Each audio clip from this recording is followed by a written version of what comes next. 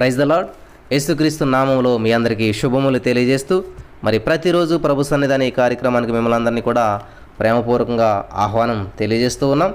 మరి దేవుడు మనకిచ్చినటువంటి ఉచితమైన మహాకృపను బట్టి ఉపవాసం, ఫాస్టింగ్ అనేటువంటి అంశాన్ని చాలా అద్భుతంగా మనం ధ్యానం చేసుకుంటూ వస్తూ ఉన్నాం. మనకి దీనికి మూలవచనం అనేటువంటిది మీకు అందరికీ తెలుసు. మరి దీనికి మూలవచనం ఏంటంటే మనం బైబిల్ గ్రంథంలో చూసినట్లయితే యోవేలు గ్రంథంలో ఉన్నటువంటి మరి 1వ అధ్యాయం 14వ వచనాన్ని మూలవచనంగా తీసుకుని మనం ధ్యానిస్తున్నాం. ఉపవాస దినము ప్రతిష్ఠించుడి, వ్రత దినము ఏర్పరచుడి, యెహోవాను బతిమాలుకొనుటకై పెద్దలను దేశంలోని జనులందరినీ మీ దేవుడని యెహోవా మందిరంలో సమకూర్చుడి. హల్లెలూయా.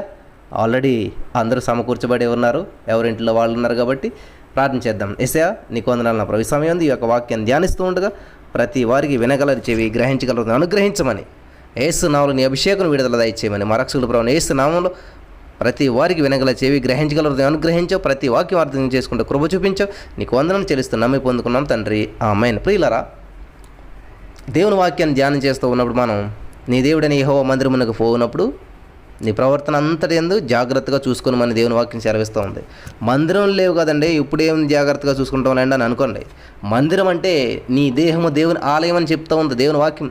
కాబట్టి మనం ఎప్పుడైతే మన హృదయాంతరంగంలోంచి మన ఆత్మతో సత్యంతో దేవుని స్తుతిస్తూ ఉంటామో మన హృదయమే ఒక దేవుని ఆలయంగా మారుతుంది. మన హృదయంలోనే దేవుడు వచ్చి నివాసం చేస్తాడు. కాబట్టి మన హృదయంతో దేవుని స్తుతించేటప్పుడు, మహింపరిచేటప్పుడు చాలా జాగ్రత్తగా ఉండాలి. ఇక్కడ దేశంలోని పెద్దలందరినీ సమకూర్చమని చెప్తా ఉన్నాడు దేవుడు. ప్రాణాత్మ దేహంలో దేవునికి సమకూర్చాలి. మనం గమనించాలి ఏంటంటే పెద్దలను దేశంలోని జనులందరినీ మీ దేవుడని యెహోవా మందిరములో సమకూర్చుడి. కాబట్టి మందిరం అనగా హృదయాన్ని సమకూర్చడం అంటే ఏంటంటే మైండ్ ఆబ్సెంట్, బాడీ ప్రజెంట్ అంటూ ఉంటారు చాలామంది. అంటే ఏంటంటే బాడీ మాత్రం అక్కడ కుర్చీలో కూర్చుంటుంది, మైండ్ మాత్రం బెంగళూరు, వైజాగ్, అమెరికా, ఇంకేంటి చైనా ఇవన్నీ తిరిగి వచ్చేస్తుంటుంది అన్నమాట. మైండ్ అక్కడికి వెళ్ళేసేసి మనసు అది మైండ్ ఆబ్సెంట్. అంటే ఈ మైండ్ ఇక్కడ ప్రజెంట్ ఉంటుంది, బాడీ మాత్రమే ప్రజెంట్ ఉంటుంది. మైండ్ ఏం చేస్తా అంటే చైనాలో ఎలాగుంది, ఇప్పుడు చైనాలో తగ్గిపోయిందంట కరోనా వైరస్ వచ్చి, కానీ మిగతా దేశాలు ఎందుకు ఎక్కువైపోతుంది, అక్కడ ఎందుకు తగ్గింది, ఇట్లాగా మైండ్ ఏం చేస్తుంటుంది అంటే ఆలోచన చేస్తుంటుంది అనమాట.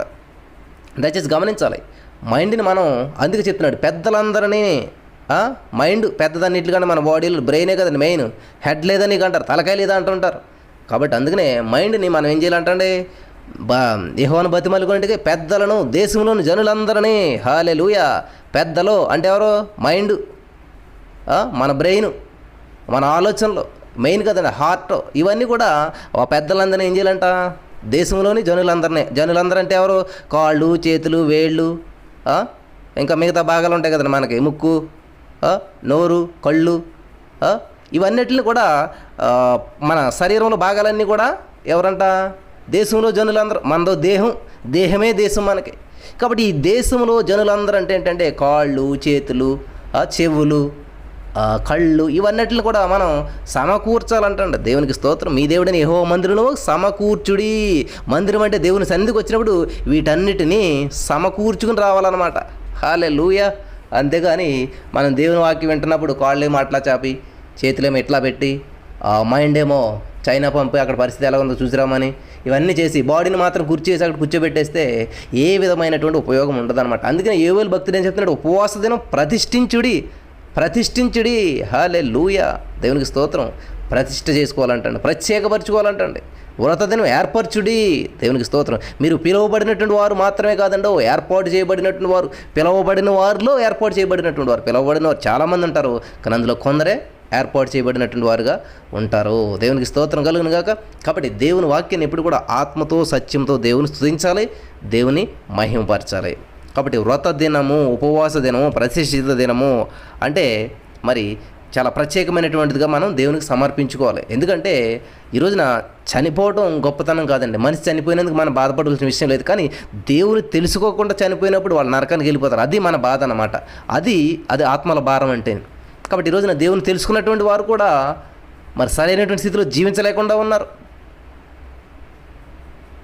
మరి వాళ్ళు సరిగ్గా జీవించినట్లయితే చనిపోతున్నటువంటి ఆత్మలు ఏవైతే ఉన్నాయో వాళ్ళు దేవుని తెలుసుకోకుండా చనిపోతే నరకానికి వెళ్తారు. కాబట్టి వాళ్ళ కొరకు మనం ప్రార్థన చేయగలుగుతాం. అది మనకు ఉన్నటువంటి భారం. యేసుక్రీస్తుని ప్రభువుని సొంత రక్షకునిగా అంగీకరించి చనిపోతే సంతోషించాలి మనం. వాళ్ళు కరోనా వైరస్ వచ్చి చనిపోయినా, యాక్సిడెంట్ అయి చనిపోయినా, ఎట్లా చనిపోయినా దేవుని చిత్త ప్రకారంలో ఉంటూ చనిపోతే don't worry about that person అనమాట. అటువంటి పర్సన్ గురించి ఎవరో భయపడవలసిన అవసరం లేదు. ఎందుకంటే ఇక్కడ కన్ను మూస్తే అక్కడ దేవుని దగ్గర కళ్ళు తెరుస్తాం. కాబట్టి దేవుని దగ్గర ముందు వెళ్ళిపోయినందుకు మనం సంతోషించాలి.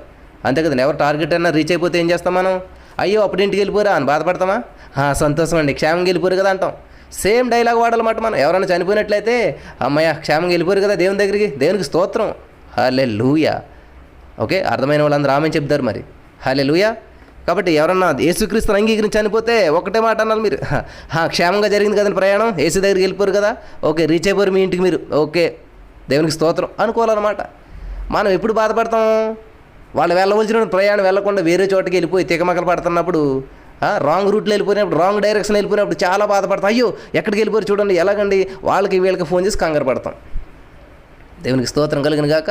కాబట్టి ఈ రోజున యేసుక్రీస్తుని సొంత రక్షణగా అంగీకరించకుండా, ఇంకా బాప్తిసం పొందకుండా, దేవుడికి మరి అనుకూలంగా లేకుండా, దగ్గరగా లేకుండా చనిపోతున్నటువంటి వాళ్ళ గురించి మనం బాధపడాలి, భారంగా ప్రార్థన చేయాలి. దేవునికి స్తోత్రం. కాబట్టి యేసుక్రీస్తుని అంగీకరించినటువంటి నీవు నేను మనమంతా కూడా ఆయనకి ఇష్టానుసారంగా ఆయనకి దగ్గరగా జీవిస్తూ ఉన్నప్పుడు డోంట్ వర్రీ, ఏది సంభవించినా ఏదేమైనా సమస్తం సమకూడి జరుగుతుంది. ఎందుకంటే ఆయన సంకల్పం చెప్పిన పిలువబడినటువంటి వారము మనమని గుర్తించాలి. ప్రియులారా, భయపడవలసిన పనే లేదు. ఎందుకంటే మనకు ఒక నిరీక్షణ ఉంది. ఇక్కడ కన్ను మూస్తే అక్కడ కన్ను తెరుస్తాం.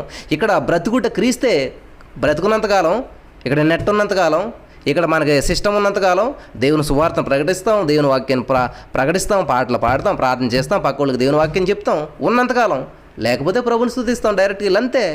ఇంక రెండో ఆలోచనలు కూడా, అయ్యో ఇంకా నేను నా వయసు ఎంతో కాదు, లేకపోతే నా పిల్లల పెళ్ళిళ్ళు అవ్వలేదు, లేకపోతే ఇంకా నేను అది చూడలేదు ఇది చూడలేదు, ఇటువంటి ఆలోచనలు కాదు మనకు ఉండవలసింది. ఉన్నానా ప్రభు కోసమే, ప్రభుని మహింపరచడానికి ఉంచాడు ఇక్కడ దేవుడు, నన్ను ఏదో పని చేయవలసి ఉంది, హల్లెలూయా, దేవునికి స్తోత్రం అనేటువంటి ఆలోచనలతో ఉండాలి తప్ప నేను ఇంకా సంపాదించవలసింది చాలా ఉంది, ఇల్లు కట్టాలి, పెళ్లి చేయాలి, ఇది అది.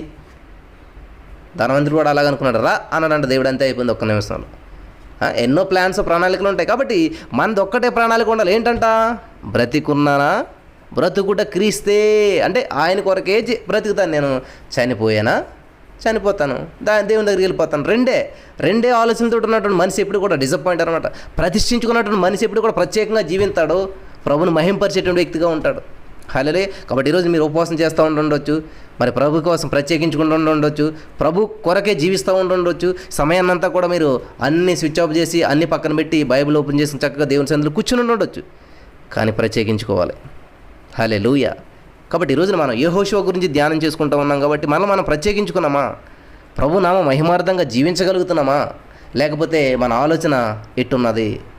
ఇక్కడ నిర్గమకాండం 24వ అధ్యాయం మీరు 12 నుంచి 18 వచనాల వరకు మీరు చూసినట్లయితే, నిర్గమకాండం 24వ అధ్యాయం 12 నుంచి 18 వచనాల వరకు మనం చూసినట్లయితే, అప్పుడు యెహోవా మోషేతో ఇట్లా, నేను నీవు కొండ ఎక్కి నా యొద్దకు వచ్చి అచ్చట నుండుము, నీవు వారికి బోధించినట్లు నేను వారికి 10 ఆజ్ఞల ధర్మశాస్త్రం రాతిపలక మీద నీకు ఇచ్చేదను. 13వ వచనం, మోషేయు అతని పరిచారకుడైన యెహోషువాయు లేచిరి. హల్లెలూయా. మనం ఉంటాం మోషే కొండెక్కి వెళ్ళిపోయాడు 10 ఆజ్ఞలు తెచ్చుకోవటానికి, ప్రజలందరినీ విడిచిపెట్టి అనుకుంటాం. మంచిదే ప్రియులారా. మనం ఎక్కడికి వెళ్ళినా కూడా మనకి ఒక్కొక్కరు తోడుగా వస్తుంటుంటారు. ఇక్కడ మనం చూసినట్లయితే మోషేకి తోడుగా యెహోషువ పరిచారకుడు అంటండి. ఎవరంటండి పరిచారకుడు? అంటే ఎవడు? పనివాడు అంటాం మనం, లేకపోతే బానిస అంటూ ఉంటాం, ఇట్లా అంటూ ఉంటాం. ఈ మోషేకి ఎంతో నమ్మకమైనటువంటి పరిచారకుడుగా, ప్రభు పని చేసేటువంటి వాడుగా, ప్రభు కోసం తనను తగ్గించుకునేటువంటి వాడుగా, మరి మోషే చేతులు కడుక్కుంటుంటే ఆ చేతుల మీద నీళ్ళు వేయటం అని చెప్పి వచ్చాడంటే మోషే గారు, యెహోషువ గారు. కాబట్టి ఇక్కడ చూడండి, యెహోవా మోషేతో చెప్పినట్టు మోషే కొండ ఎక్కి వెళ్తూ ఉంటుంటే, అక్కడ చూడండి ఇక్కడ యెహోషువ కూడా మోషే గారితో వెళ్తూ ఉన్నాడు. గమనించాలి, చాలా అద్భుతమైనటువంటి సన్నివేశం. చాలా తక్కువే ఉంటుంది యెహోషువ గురించి అక్కడ, ఆ విషయంలో పెద్దగా కనిపించదు. కానీ ఇక్కడ మోషేనే ఫోకస్ చేస్తూ ఉంటాం. మోషే మాత్రమే కొండ ఎక్కాడు, ఆ దేవునితో గడిపాడు. ఆ 40 రోజులు ఆహారం నిద్ర లేకుండా మరి అక్కడ ఉండి దేవునితో గడిపేసి ఆ ప్రాతిపలకం తీసుకుని వచ్చాడు. మనం ధ్యానించుకుంటూ వస్తూ ఉంటుంటాం. ఇక్కడ గమనించినట్లయితే ఇక్కడ దేవుని వాక్యం చదివిస్తూ ఉందంట. మీరు దయచేసి చదవాలమ్మ అందరూ కూడా. 13వ వచనం, మోషేయు అతని పరిచారకుడైన యెహోషువాయు లేచిరి, మోషే దేవుని కొండ మీదకి ఎక్కెను. హల్లెలూయా. ప్రియులరా, మోషే పరిచారకుడు, మోషేతోటి పాటు పరిచారకుడు కూడా వెళ్తూ ఉన్నాడు యెహోషువ.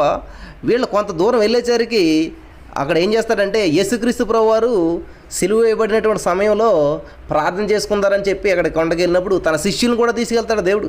ఆ శిష్యులను మళ్ళీ కొంతమందిని కొంత దూరం తీసుకెళ్ళి మీరు ఇక్కడ ప్రార్థన చేయండి, మళ్ళీ ఇంకొంత దూరం తీసుకెళ్ళి ఇక్కడ కొంచెం ప్రార్థన చేయండి అని చెప్పి ఇంకా లోపలికి దేవుడు వెళ్తాడనమాట. గమనించాలి, ఇక్కడ యేసు ప్రభువారు మోషే గారికి ఉన్నటువంటి సంబంధాలు చాలా ఉంటుంటాయి. ఎలాగైతే దేవుడిని ఎదుర్కోవటానికి, దేవునితో సమయం గడపడానికి మోషే వెళ్తూ ఉన్నాడో, యేసుక్రీస్తు ప్రభువారు శిలువ మరణం పొందేటువంటి సమయంలో కూడా సేమ్ సిచ్యువేషన్ మనకు కనిపిస్తూ ఉంటుంటుంది. గమనించండి, మీరు కూడా కంపేర్ చేసుకుని చూడండి కావాలంటే. ఎందుకంటే యేసుక్రీస్తు ప్రభువారు కూడా వెళ్తున్నప్పుడు, దేవునితో మరి సమయాన్ని గడపడానికి వెళ్తున్నప్పుడు అక్కడ ఏం చేస్తాడంటే, ఆయన సమయాన్ని గడపటానికి వెళ్తున్నప్పుడు శిష్యుని వెళ్ళి మీరు ఇక్కడ ప్రార్థన చేస్తూ ఉండండి, ఒక గడియైనా మేలుకొండలేకపోయారా, ఒక గడియైనా నిద్రపోకుండా ఉండలేరా, మీరు ప్రార్థన చేయలేరా, శోధనలో ప్రవేశించకుండా ప్రార్థన చేయండి అని చెప్పి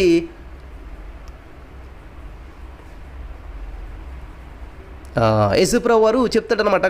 ఇక్కడ మనం చూసినట్లయితే చాలా అద్భుతమైన విషయాలు గమనించాలి ప్రతి వారు కూడా. ఇక్కడ మనం చూసినట్లయితే మోషే కూడా సేమ్, మోషే కొండ మీదకి ఎక్కాడు, మోషేకు తోడుగా యెహోషువ వెళ్తూ ఉన్నాడు. దేవునికి స్తోత్రం కలిగిన కాక మోషేయు అతని పరిచారకుడైన యెహోషువాయు. చూడండి, ఓకే, యెహోషువ అని చెప్పి అంత జస్ట్ జోషువ అని చెప్పి చిన్న పేరు ఉందంత అక్కడ. లేచిరి, దేవునికి స్తోత్రం కలిగిన కాక లేచిరి, లేవాలి. మనం అపోస్తలులైనటువంటి పౌలు గారు కూడా చూసినట్టయితే లేచిరి అనేటువంటి మాట మనం అక్కడ చూసుకున్నాం. అతను ఏం చేశాడంట, లేచి ఆహారం పుచ్చుకుని బలం పొంది దేవుని సన్నిధిలో మనం నిలబడినట్టుగట్టు మనం చూస్తూ ఉన్నాం. ఇక్కడ మనం ఏ పరిస్థితుల్లో ఉన్నామో, ఎటువంటి స్థితిలో ఉన్నామో ఆ పరిస్థితి నుంచి లేవాలి. దేవుని సన్నిధికి వెళ్ళాలంటే పడిపోతే మనం ప్రయాణం చేయలేం. పడిపోయినటువంటి వ్యక్తి ప్రయాణం చేయలేడు. పడిపోయినటువంటి వ్యక్తి పైకి లేస్తేనే ప్రయాణం చేయగలుగుతాడు. హల్లెలూయా, దేవునికి స్తోత్రం. లే అని చెప్తున్నాడు దేవుడు. లేచారంటండి, దేవునికి స్తోత్రం. లేచినప్పుడు ఏం చేశారంటే, దేవుని కొండ మీదకి ఎక్కెను మోషే. హల్లెలూయా. ఇక్కడ యెహోషువ లేవకపోతే యెహోషువను వదిలేసి వెళ్ళిపోయేవాడేమో. కాబట్టి యెహోషువ లేచాడు, లేచినటువంటి వ్యక్తిగా ఉన్నాడు. ఏ పరిస్థితిలో పడిపోయినటువంటి వాడుగా లేడు, లేచి నిలబడ్డాడు. దేవునికి స్తోత్రం కలిగిన గాక. హల్లెలూయా. మోషే అతని పరిచారకుడైన యెహోషువయు లేచిరి. ఎందుకు రాయాలంటే అలా ఖచ్చితంగా దేవుడు లేచిరి అని చెప్పేసేసి. ప్రియులరా, ప్రజలంతా కూడా లోయలో ఉన్నారు, ప్రజలంతా కూడా కిందనే ఉన్నారు, ప్రజలంతా కూడా పడిపోయినటువంటి స్థితిలో ఉన్నారు. ప్రజలంతా కూడా ఒక సిస్టమేటిక్ లైఫ్ కావాలని చెప్పి ఇద్దరు లేచారు. దేవునికి స్తోత్రం కలిగిన గాక. మరి ఇంకా గమనించదగ్గ విషయం ఏంటంటే, మోషే గారు చక్కగా దేవుని సన్నిధికి వెళ్ళిపోయాడు, ఆ కొండ ఎక్కాడు, కొండ మీదకి ఎక్కేశాడు మోషే గారు. కానీ తర్వాత పరిస్థితి చూసినట్లయితే యెహోషువని కొంచెం దూరంలో పెట్టాడు. దేవునికి దగ్గరగా కాదు, మోషే మాత్రమే దేవుని దగ్గరికి వెళ్ళాడు. మరి మోషేతో ఒక మానవ రూపంలో మాట్లాడుతున్నాడు దేవుడు, మరి ఆత్మ రూపంలో మాట్లాడుతున్నాడు, మనకు అక్కడ స్పష్టత లేదు, తెలియదు. కానీ ఒక మనిషి మాట్లాడినట్టుగానే మోషేతో దేవుడు మాట్లాడినట్టు మనకు అక్కడ స్వరం వింటాం, అదంతా చూస్తూ ఉన్నాం. ఇక్కడ మన విషయం ఏంటంటే యెహోషువ గురించి ధ్యానం చేస్తున్నాం. కాబట్టి యెహోషువ గారు దేవుని సన్నిధిలో మనం చూసినట్లయితే ఇటు ప్రజలకి దూరంగా ఉన్నాడు. మోషే చెప్తాడనమాట. మోషే గారు ఏమంటాడంటే, ఈ ప్రజలకు ఏమన్నా మీకు ఏదైనా న్యాయం కావాలన్నా, మీకు ఏదైనా తగువ తీర్చాలన్నా, ఇదిగో యెహోషువ ఇంకొక ఆయన హూరు అనేటువంటి వాళ్ళని పెడతా ఉన్నాను, మీరు వాళ్ళ దగ్గరికి వచ్చి మీ సమస్యలను పరిష్కరించుకోవచ్చు అని చెప్పి పెడతాడు కొంత దూరంలో. తర్వాత ఆ యెహోషువను విడిచి ఇంకొంచెం ఎదరికి దేవుణ్ణి సన్నిధి అనుభవించడానికి, దేవునితో మాట్లాడడానికి, పదాజ్ఞలు తీసుకురావడానికి మోషే వెళ్తాడు. గమనించారా ప్రియులారా? ఇక్కడ ప్రజలంతా ఒక చోట ఉన్నారు. ప్రజలకి కొంచెం హైలో, కొంచెం పైన యెహోషువ ఉన్నాడు. అంతకన్నా పైన మోషే దేవునితో, యెహోవాతో సమయాన్ని గడుపుతూ ఉన్నాడు. మీరు ఇక్కడ గమనించినట్లయితే మోషే గారు ఇప్పుడు ఎక్కడున్నారంటే, ఇటు ప్రజలకి చెందినటువంటి ప్లేస్లో లేడు, అటు దేవునికి చెందినటువంటి ప్లేస్లో లేడు, మధ్యవర్తిగా ఉన్నాడు, మధ్యరకంలో ఉన్నాడు. చాలా ఇంపార్టెంట్ మనకి ఇది. మనం అదే స్థితిలో ఉన్నాం ఇప్పుడు. ఇటు పూర్తిగా అన్యులతో కలిసిపోయాం, పూర్తిగా లోకంలో కలిసిపోయాం, పూర్తిగా లోక సంబంధమైనటువంటి జీవితంలో ఉన్నామంటే లేదు. అలాగని చెప్పి బాగా దేవునికి సమీపంగా జీవించేస్తూ ఉన్నామా, అలాగని చెప్పి పూర్తిగా దేవుళ్ళో లీనమైపోయామా అంటే లేదు. మోషే గారిలాగా దేవునితో మాట్లాడేస్తూ చక్కగా మోషే గారిలాగా దేవునితో సమయం గడిపేస్తూ ఉన్నామా అంటే అది లేదు. అటు ఇటు కాకుండా మధ్యలో ఉన్నారు. ఇక్కడ మోషే గారు మాత్రమే 40 రోజులు నిద్రాహారాలు మానేస్తాడు అని చెప్పి మనం చదువుకుంటూ ఉంటాం. ఇక్కడ మీరు 18వ వచనం వరకు మీరు చదువుకుంటూ వెళ్ళొచ్చు, అక్కడ చాలా విషయాలు తెలుస్తాయి. చూడండి 15వ వచనం చూసినట్లయితే, మోషే కొండ మీదకి ఎక్కినప్పుడు ఆ మేఘం కొండను కమ్మెను, యెహోవా మహిమ సీనాయి కొండ మీద నిలిచెను, మేఘము 6 దినములు దాన్ని కమ్ముకొనెను. 7వ దినమున ఆయన మేఘంలో నుండి మోషేను పిలిచినప్పుడు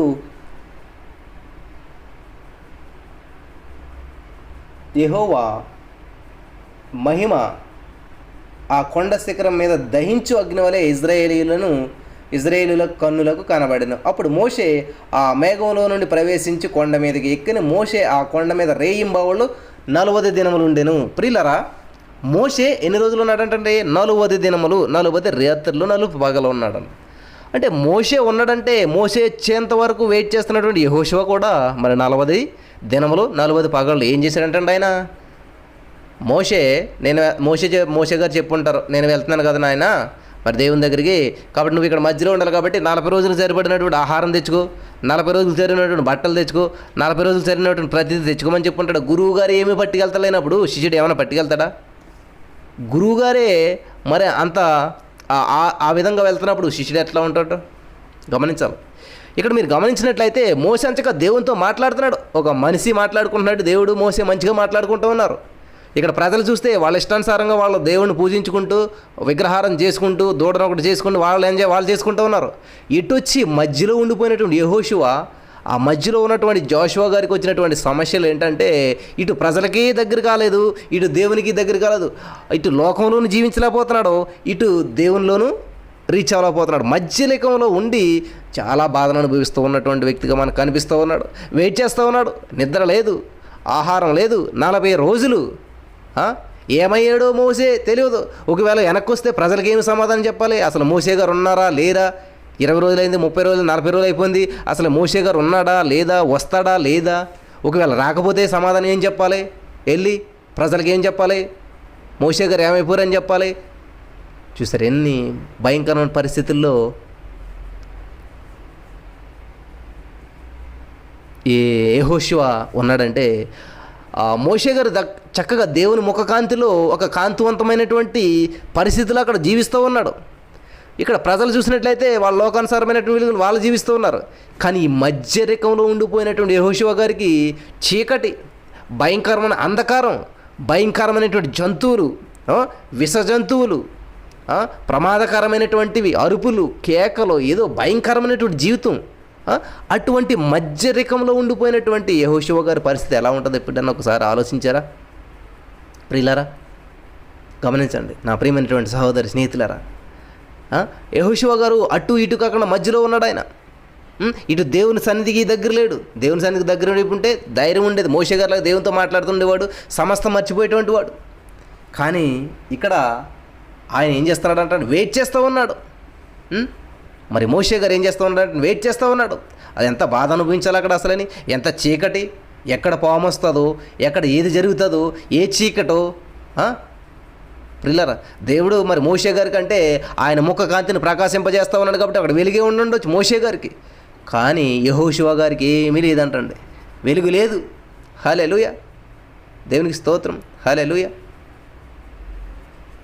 ప్రిల్లర్ గమనించండి, ఏమీ లేదు, భయంకరమైన పరిస్థితులు, నిద్ర లేదు, ఆహారం లేదు, వెలుగు లేదు, ఏది చీకటో ఏది పగలో తెలియదు, అంధకారంలో అయోమయంలో మాట్లాడేవాళ్ళు లేరు.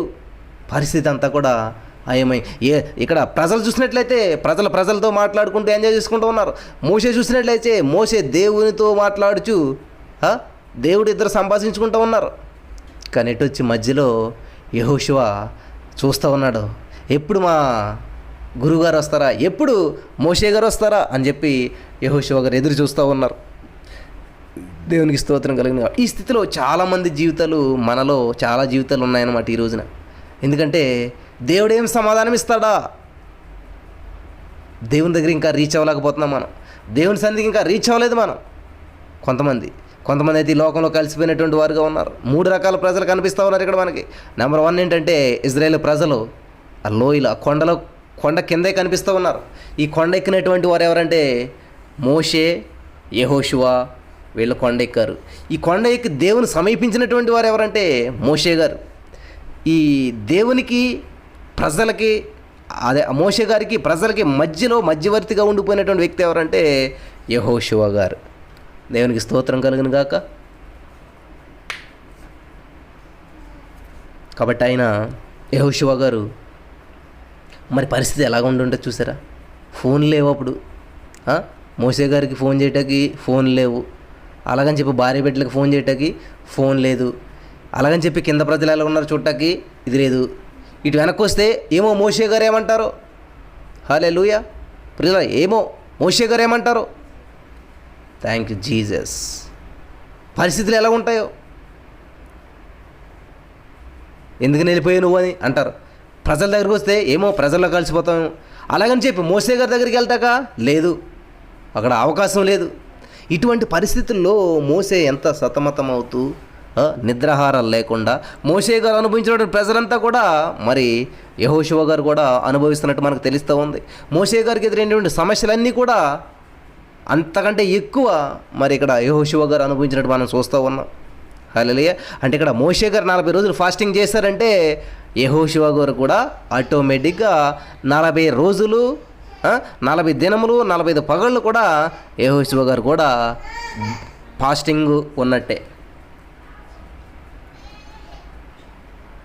ఫాస్టింగ్ ప్రేయర్ చేసినట్లే ఆయన కూడా నిద్రాహారాలు లేవు. ఏమో ఎప్పుడే సమయం ఆ గురువుగారు వస్తారో, నిద్రపోయినప్పుడు వస్తే నన్ను తిడతాడేమో, నేను నిద్రపోయినప్పటికీ ఆయన వస్తే కోపడతాడేమో.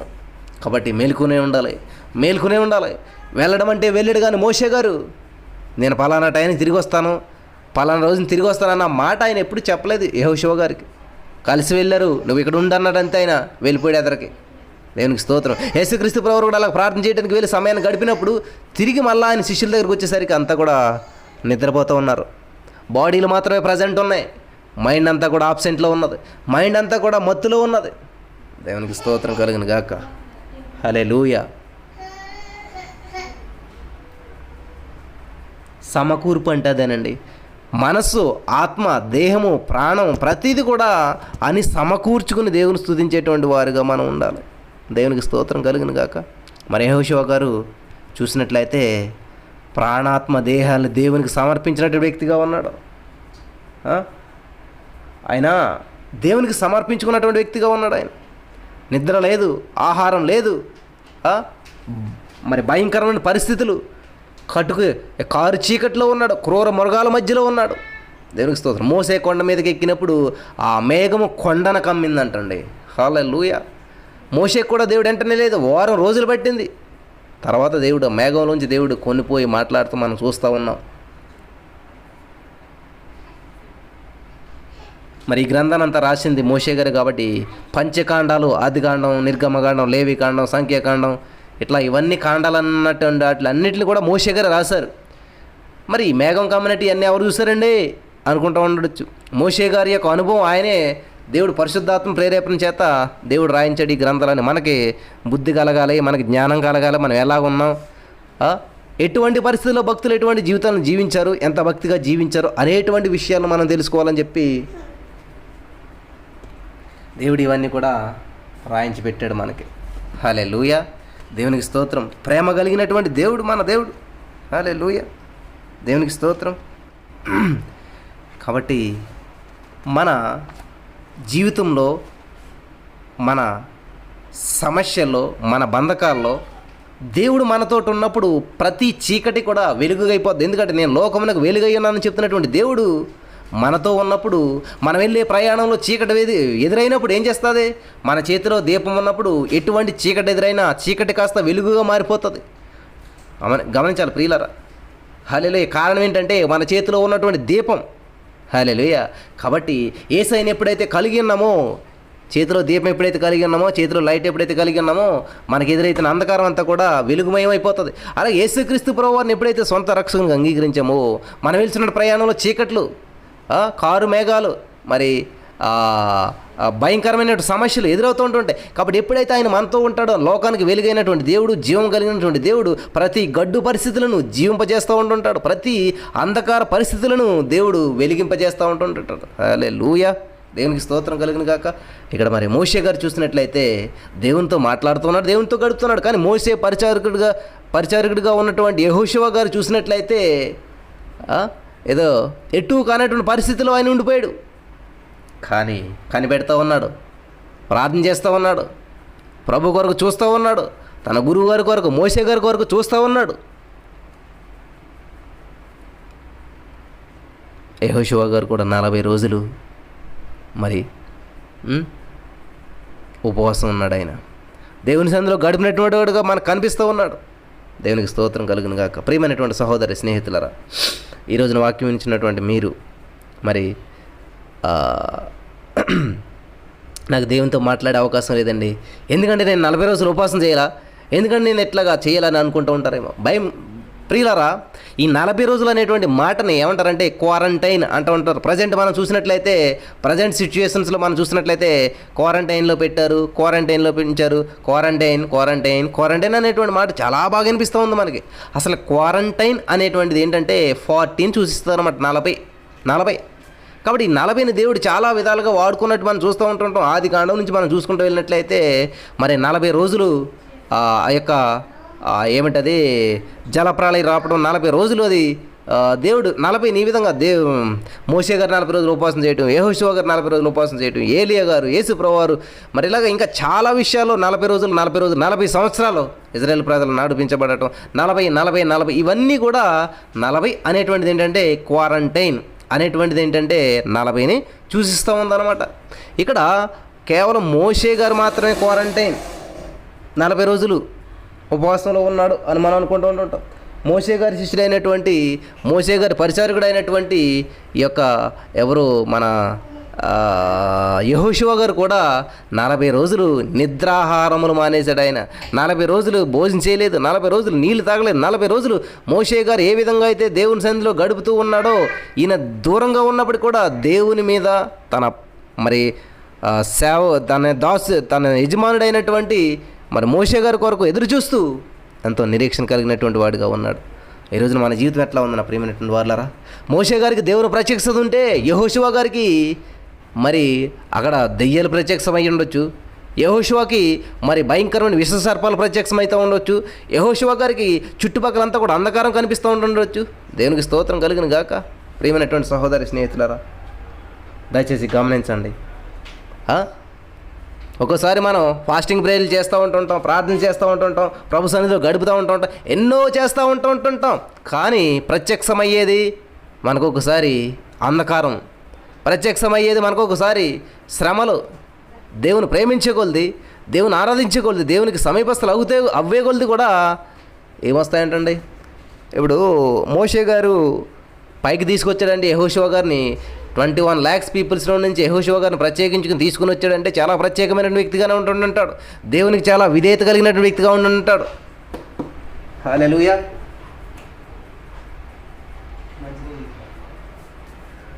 ఆ 21 lakhsలో నుంచి యెహోషువ గారిని తీసుకుని వచ్చాడంటే చాలా ప్రాముఖ్యమైన వ్యక్తిగా ఉంటుంటాడు. హల్లెలూయా.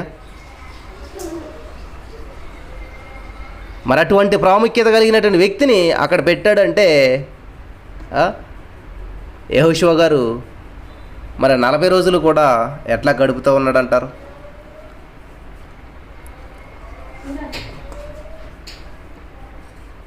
మోషే గారు అయితే ముఖాముఖిగా యేసయ్యని చూస్తూ ఉండొచ్చు, కానీ యెహోషువ గారు తన హృదయాన్నంతా దేవునికి సమర్పించి ఉండవచ్చు. హృదయం నుండి యేసయ్యని నింపేసుకున్నాడు. ఆ అంధకారం అంతా కూడా, ఆ లోకపులో ఉన్నటువంటి దుఃఖమైన బాధ అయిన ప్రతీది కూడా మరి ఆ దిగమింగుకుంటూ యేసయ్యనే తలుచుకుంటూ ఉండొచ్చు. హల్లెలూయా. దేవుని స్తుతిస్తూ ఉండొచ్చు, దేవుని మహింపరుస్తూ ఉండొచ్చు. హల్లెలూయా. Thank you Jesus. ఎంత అద్భుతమైనటువంటి మరి ఆ పరిస్థితి అండి.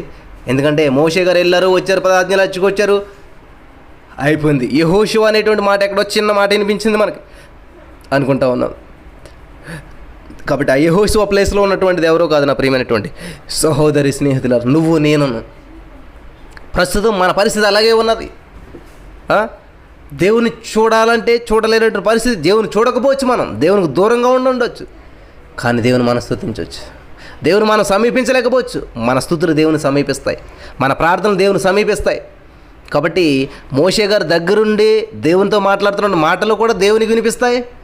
మధ్యవర్తిగా మధ్యరికంలో మధ్యలో ఆగిపోయినటువంటి యెహోషువ కూడా ప్రార్థన చేసి మరి దేవుని స్తుతించినట్లయితే అది కూడా దేవునికి చేరుతుంది. హల్లెలూయా.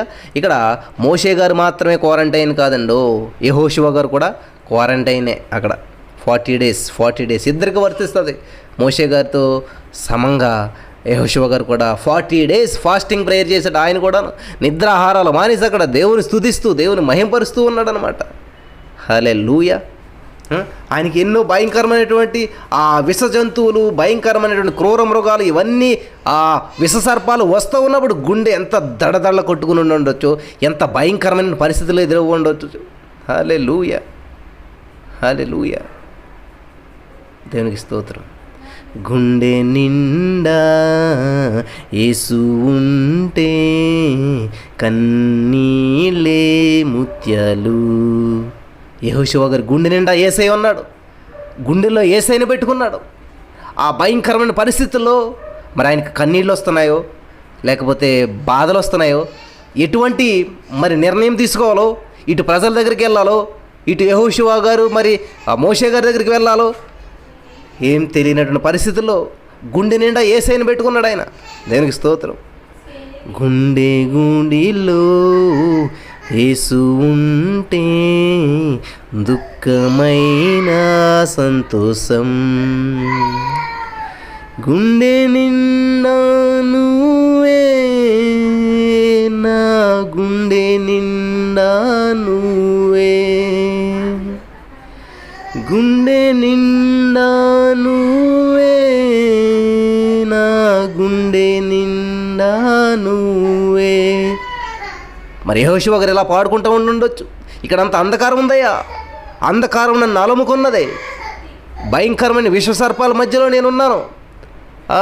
ముందు వెనక కాకుండా, ఎటు వెళ్లకుండా, ఏం చేయలేదో తెలియని పరిస్థితిలో, నిద్రాహారం లేకుండా నేను ఇక్కడ గడుపుతున్నాను యేసయ్యా. కానీ నాకున్నది ఒకటే ధైర్యం, నాకున్నది ఒకటే ఆధారం. కాబట్టి నా గుండె నిండా నువ్వు ఉన్నావు యేసయ్యా, నా గుండె నిండా నువ్వే ఉన్నావు యేసయ్యా. నువ్వు మాత్రమే కాదు, నువ్వే ఉన్నావు, నీవు మాత్రమే ఉన్నావు. నా గుండెల్లో అనేకమైనటువంటి స్థానాలు లేవు. నా గుండెల్లో 4 గదులున్నా 4 గదుల్లో కూడా నీకే స్థానం యేసయ్యా. ఓ గది మాత్రమే నీకు ఇచ్చి మిగతా గదులు వేరే వాళ్ళకి కాదయ్యా. నా గుండె నిండా ఫుల్ పూర్తి స్థానము, సంపూర్ణ స్థానము నీదే. హల్లెలూయా. మన గుండెల్లో గుడి కడుతున్నాం దేవునికి, గుండెలో స్థానం ఇస్తున్నాం దేవునికి.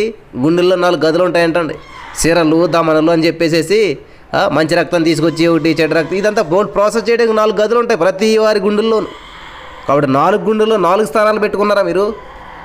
కానీ ఇక్కడ గుండె నిండా నువ్వే అంటా ఉన్నాడు యెహోషువ గారు, నింపేసుకున్నాడు యేసయ్యని.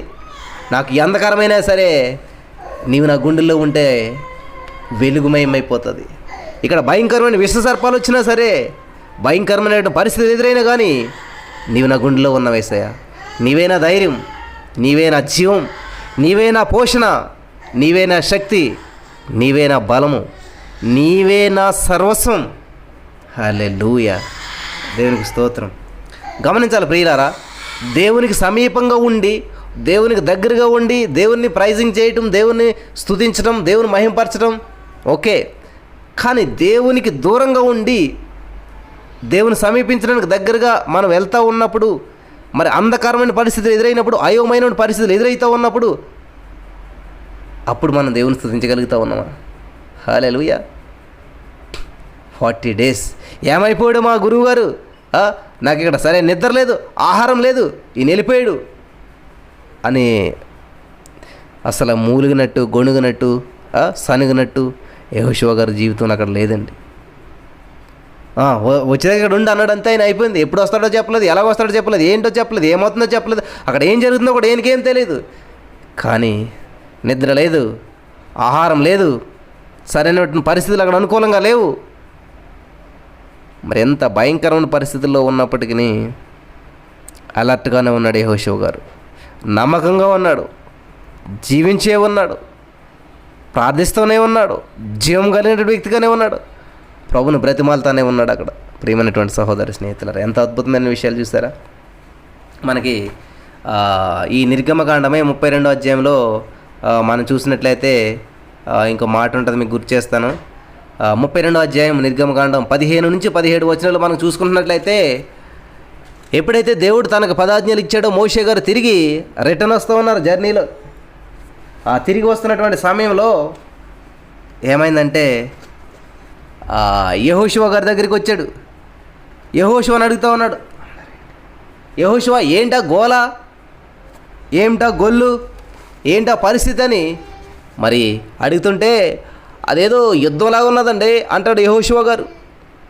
హల్లెలూయా, దేవునికి స్తోత్రం. అంటే మోషే గారి కంటే ముందు ఆ ప్రజల యొక్క పరిస్థితి ఎవరికి తెలుస్తూ ఉందంటే యెహోషువకు తెలుస్తూ ఉంది. దేవునికి స్తోత్రం కలుగును గాక. ప్రియులరా, ఇప్పుడు ఇక్కడ చూసినట్లయితే నిర్గమకాండం 32వ అధ్యాయం మరి మీరు చదువుకోండి. తర్వాత 15 నుంచి 17 వచనాల వరకు, 32, 15 నుంచి 17 వచనాల వరకు చూస్తే ఆ మోషే యెహోషువల మధ్య జరుగుతున్నటువంటి కాన్వర్జేషన్ అంతా కూడా మనకు అక్కడ అద్భుతంగా కనిపిస్తూ ఉంటుంటుంది అనమాట. అంటే మోషే గారు వచ్చేంత వరకు, మోషే గారు చెప్పేంత వరకు, మోషే గారు మాట్లాడేంత వరకు ఏం చేస్తూ ఉన్నాడు అంటే ఆయన, నిర్గమకాండం 32వ అధ్యాయం అండి, ఏం చేస్తూ ఉన్నాడు అంటే ఆయన వెయిట్ చేస్తూ ఉన్నాడు, విసుగు చెందిపోలేదు, సహనం కలిగి ఉన్నాడు, ఓపిక కలిగి ఉన్నాడు. హల్లెలూయా, దేవునికి స్తోత్రం. కాబట్టి ఈరోజున మనం ఏం చేస్తామంటామంటే, దేవుడు మన విషయంలో ఏదన్నా విషయంలో ఆలస్యం చేసినట్లయితే, ప్రార్థనలో కానీ ఏదన్నా మనకి ఇవ్వడంలో కానీ, దేవుడు జవాబు ఇవ్వడంలో కానీ, దేవుడు మనకి ఏదన్నా చెప్పడంలో కానీ ఏదన్నా ఆలస్యమైనట్లయితే మనం ఏం చేస్తామంటే అని చెప్పైన ఉంటామండి. ఏమైపోయారు, మా మోషే గారు ఏదో తప్పు చేసి ఉంటాడులే, దేవుడు దహించేసి ఉంటాడు అనుకున్నాడు. అనుకునేసి 10 రోజులు అయింది, 15 రోజులు అయింది, ఇంకెందుకులే ఇక్కడ వెళ్ళిపోదాం అని చెప్పి వెళ్ళిపోయేవాడు. కాబట్టి ఇక్కడ ఏముందంటే ఆయనకి సహనం ఉంది, ఓర్పు ఉంది. ప్రియులారా, దేవుని ప్రత్యక్షత మనకు కలగకపోయినను, దేవుని ప్రత్యక్షత మనం అనుభవించకపోయినను వెయిట్ చేయాలి, సహించాలి. దేవునికి స్తోత్రం. మరి యెహోషువ గారి నుంచి మనం నేర్చుకునే పాఠాలు ఏంటంటే, సహనం ఉండాలి, హల్లెలూయా, ఓపిక ఉండాలి, ఓరిమ ఉండాలి, తొందరపడితనం ఉండకూడదు, తొందరపడి నిర్ణయం తీసుకోకూడదు అని చెప్పి నేర్చుకోవాలి మనం యెహోషువ గారిని బట్టి. వస్తానని చెప్పి వెళ్ళాడినా 5 రోజులు అయింది, 10 రోజులు అయింది, 15 రోజులు అయింది, 20 రోజులు అయింది, 30 రోజులు అయింది, రావడం లేదు, అసలు ఏమైపోయినా. కాబట్టి మనం కష్టమని చూపించడం ఇక్కడ.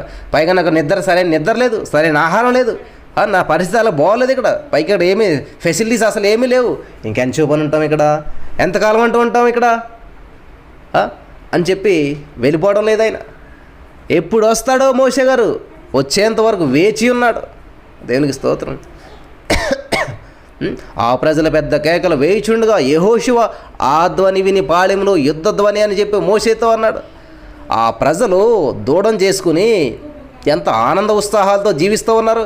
ఇక్కడ మోషే, యెహోషువ మరి వీళ్ళు చూసినట్లయితే దేవుని సన్నిధిలో మరి ఈ ప్రజల కొరకు 40 రోజులు నిద్రాహారాలు మానివేసి దేవుని కొరకు ప్రత్యేకించుకుని దేవుని నుంచి వచ్చేటువంటి ఆ యొక్క ఆజ్ఞను, ఒక శిష్టాన్ని, ఒక పద్ధతిని తీసుకొచ్చి వీళ్ళకి ఇవ్వాలనే ఉద్దేశంతో వీళ్ళ జీవితాన్ని, సమయాన్ని నిద్రాహారాలు లేకుండా త్యాగం చేస్తే, అంతా కష్టపడి వాళ్ళు వచ్చి తిరిగి వచ్చేసరికి ప్రజలు ఇవ్వబోతున్నటువంటి ఫలితం ఏంటంటే వాళ్ళ ఆనందంతో కేకలు వేస్తూ ఉంటుంటే, వాళ్ళ సంతోషంతో అదొక యుద్ధంలాగా వినిపిస్తుందంటండి. హల్లెలూయా.